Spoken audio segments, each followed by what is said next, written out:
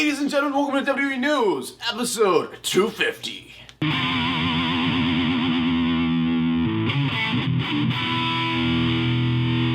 Ladies and gentlemen, welcome back to another video. Brandon Hodge here, and welcome back to another episode of WWE News and Rumors. Oh, holy crap, I don't know what happened. I was fine when I went to bed, but I woke up pretty sick, so I don't know what happened. Just my voice is a little screwed up today. So I'm gonna try to talk a little higher so it doesn't sound so bad.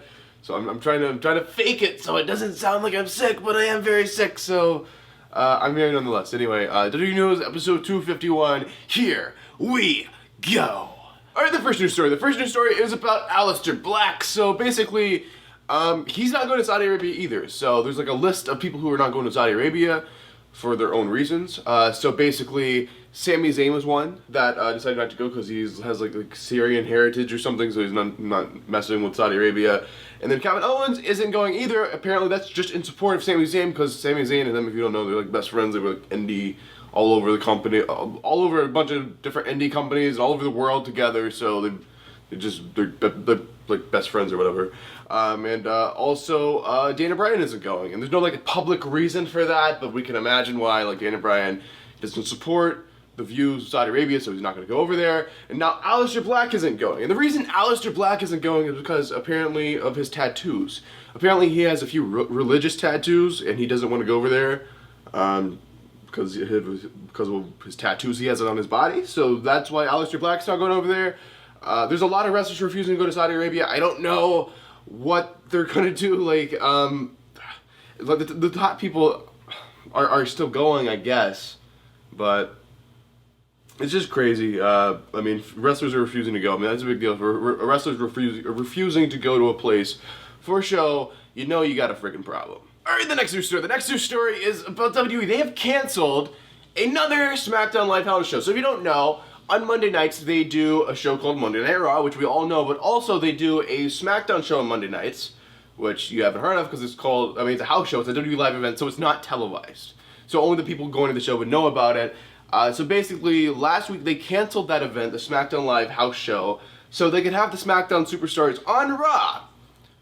So that's messed up, just me saying that, but the more messed up thing is me saying, they're doing it again this week. They're canceling the SmackDown Live house show, and they are just so they can have the SmackDown Live people on Raw. So it looks like they're going to be phasing out the SmackDown Live house shows on Monday nights.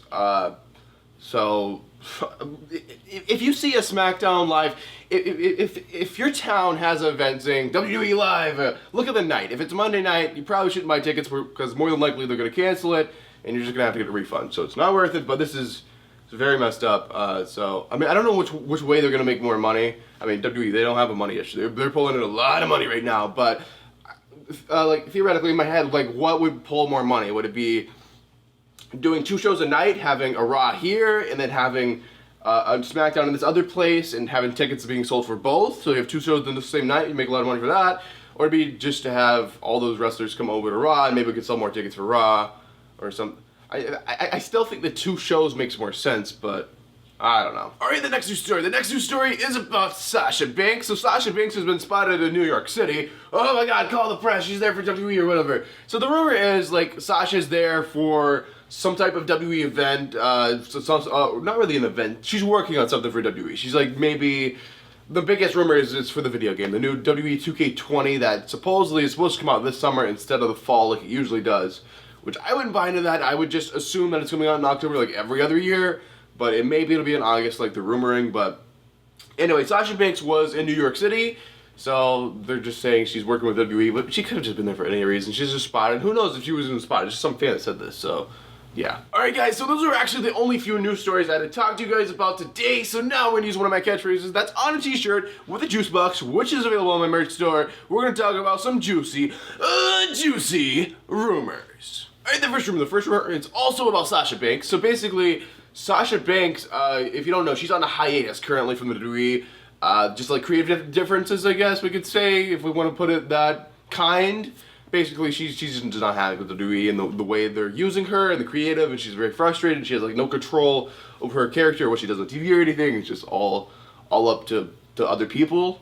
So basically, the rumor here is like they've been telling her stuff to try to get her to come back because they want her back on TV. They want to make her happy, and they're like, "Hey, you come back." And they told her this before Money in the Bank, obviously. They're like, "If you come back, you'll win Money in the Bank. You'll win the Money in the Bank ladder match, the women's Money in the Bank ladder match, and you'll be women's champion again. So just come on back." And she basically said no.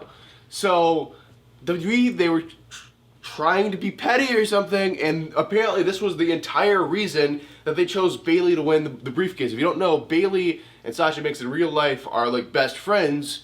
So it was like, oh, okay, so you're refusing to come back and win the briefcase and win the title? Okay, fine. Screw you. We're gonna make your best friend do it instead of you. So basically that's what they did, and that's just so messed up. Like they didn't choose Bayley just because Bayley deserves it or they love Bayley or whatever. They just did it to kind of just dig at Sasha Banks a little bit. That's so messed up. Alright, the next rumor. The next rumor is about Extreme Rules. So, I'm actually going to Extreme Rules if you guys haven't heard the message already. I don't even know if I've said it on YouTube. I said it on Twitter. But I'm going to Extreme Rules, guys. If you're in the Philadelphia area or if you're traveling in the Philadelphia area for Extreme Rules, I'll be there. I got my tickets already, thank God. I'm not doing it like I did last year where I'm waiting last minute. I just want to know where I'm sitting so I can be like stress-free going in. So basically, Extreme Rules, it's in the Wells Fargo Center in Philly. I'm sitting row 3 camera side, so I'm back on the camera side, back on the floor. The closest they had left was row 3 from the box office, and I didn't want to pay like more than face value for just Extreme Rules, because Extreme Rules is not like a giant pay-per-view. Still, like they're charging $500 per floor. I don't know if you guys remember, they used to do like $300 floor for the smaller pay-per-views. I don't know if they still do $300 floor. I haven't seen it since like 2017 or something. Like, I remember, like, Money in the Bank 2017, I paid 2017, right? Yeah.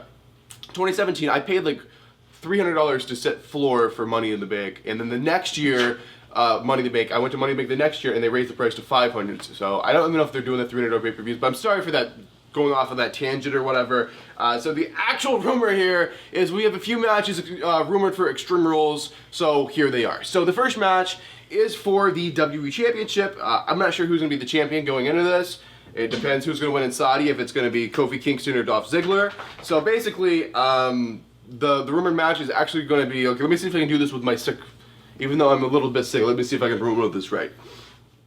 So, at Extreme Rules, it's going to be for the WWE Championship. We have Kofi Kingston versus Kevin Owens versus Dolph Ziggler in a triple threat match for the WWE Championship. I don't know what kind of stipulation this is going to be, if they're going to do one for this, but maybe it'll be like a Extreme Rules match or something. I don't know. So the next match that is rumored is going to be Seth Rollins versus Baron Corbin for the Universal Championship. So that's a rumor, and if that's true, then Brock either isn't cashing in or he's not cashing in successfully. If that's the rumor, or maybe they just haven't updated it yet. And then the final thing that's rumored, it's going to be Shane McMahon teaming up with Drew McIntyre to take on the team of AJ Styles and mystery opponent. So, yeah, so those were the matches. If you didn't hear me, because I'm trying to promote this like professional. It's Kofi Kingston, Kevin Owens, Dolph Ziggler, triple threat for the WWE Championship. We have a tables match between Seth Rollins and Baron Corbin for the Universal Championship. And then we have some random match, Shane McMahon and Drew McIntyre versus AJ Styles, and a mystery person. So, who's that mystery person? We can guess all day. I don't know. We're just going to have to wait and see. Alright, the next rumor. The next rumor is about JoJo. So, if you guys don't know who JoJo is, you should. Basically, she was like a ring announcer, right? And she like disappeared. Everyone's like, what the hell happened? And Bray Wyatt and her, like, I don't know what we want to say, dating or something. Bray Wyatt left his wife for her, and I don't want to say that because I'm sure there's more to the story. Well, I don't like to get in the personal crap with wrestlers, but I'm pretty sure it's not like he just like was cheating on his wife for no reason. Like it was just, they were already separated or something. I don't know. But anyway, JoJo and Bray Wyatt have had a baby together, and that was like the big news from last week, and that leaves the question up in the air. Is JoJo going to be like a stay-at-home mom to take care of the baby, or is she going to come back and be the ring announcer that she was before she left? Well, the rumor's saying she's actually done being the ring announcer. She's done with WWE, and she's just, I guess, going to be focusing on being a mother. So there's that rumor. Like, the thing about rumors, they could turn out to be true or false. So, I mean, just take it with a grain of salt. Alright, the next rumor. The next rumor isn't about WWE, it's about AEW. I'm going to start an AEW news series here soon, guys. But anyway, AEW Double or Nothing is actually tomorrow. Hopefully you guys are excited. I'm hoping I can find a way to watch it without paying the $60 for it. If you guys have any suggestions or any way to help me, let me know. But like, can we just call it AEW Network or something already? But AEW, it looks like they're going to be a big competitor to the WWE. And I know that sounds ridiculous. They haven't even had a show yet. But WWE themselves are having meetings talking about AEW already. And they haven't even had a show yet. That's scary. That's crazy. So basically, this rumor about AEW is saying, unlike WWE where they just plan out stuff sometimes the same night, AEW actually has a plan already for the next 6 to 12 months. That's crazy. So they have like all the storylines already planned out. They already know what they're doing. They're not guessing. They're not coming up with crap on the spot. They know what they're doing. So if I was WWE, I would be terrified right now. All right, let's have the final news story. The final thing I would be talking about in this video is about the 24/7 title. So if you guys don't know, the 24/7 title is a brand new title in the WWE. And the past few news episodes we've been talking about it, how the design could have been better if they got someone older than the age of 3 to design it.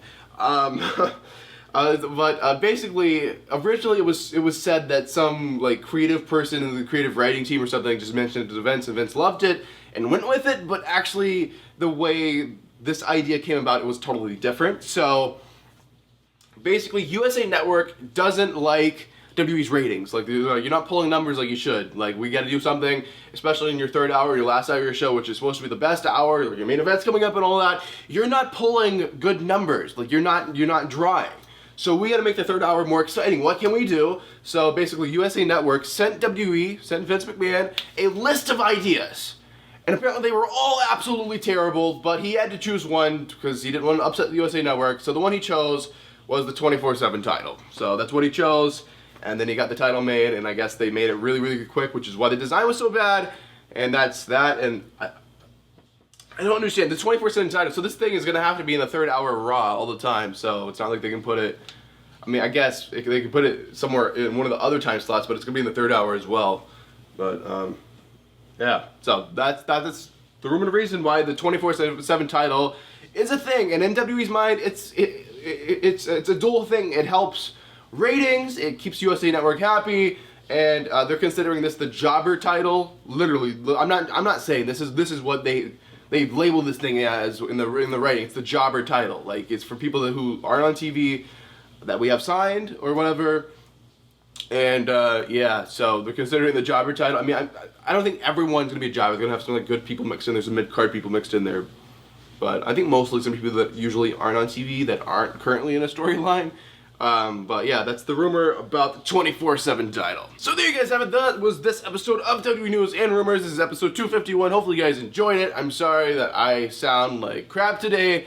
Hopefully I feel better. I mean, I'm taking medication and all that. Yeah, just hopefully I get better and I sound better, because I know I sound terrible, and most of you probably already left the video because I sound absolutely terrible. But anyway, guys, thanks for watching this video. It's time to do something all YouTubers do. It's promoting time. So if you enjoyed this video and you enjoyed most of my videos, you want to help keep the lights on, you can help support me on Patreon. With Patreon, you kind of give a donation to the channel to keep things alive, but you get stuff in return. It's not like you're just giving away your money. The more you donate, the more awesome stuff you get. With just the bottom one, which is only $3, you get actual Brandon Hodge stickers sent to you, and I'll sign one because some people want my autograph. I'll send them to you personally, and yeah, so that's cool, and it's just a way to give back for helping me out. But Patreon, it's really cool. There's a bunch of perks and awesome stuff over there, so you should definitely go check it out. The link is in the description. So the next thing I want to promote is SeatGeek. If you're looking for a ticket for any sporting event, concert, basically anything you need a ticket for, you can use my code to save 20 bucks off your first order. The code is just my last name. It is code Hodge. If you used SeatGeek before, you might have to make a new account. Probably shouldn't be saying that. Also, if you want a badass Brandon Hodge shirt, my merch store link is down below. So thanks for watching, guys. If you enjoyed this video, make sure you give it a like. If you're on the channel, make sure to subscribe. It's absolutely free. And I really do appreciate you guys watching and sitting through all this crap, especially with my crappy voice today. But comment down below. I'll be down there replying to you guys, and I'll just let you go because I talk way too much in these videos. Sometimes get way too long. So thanks for watching, and I will see you guys in the next video.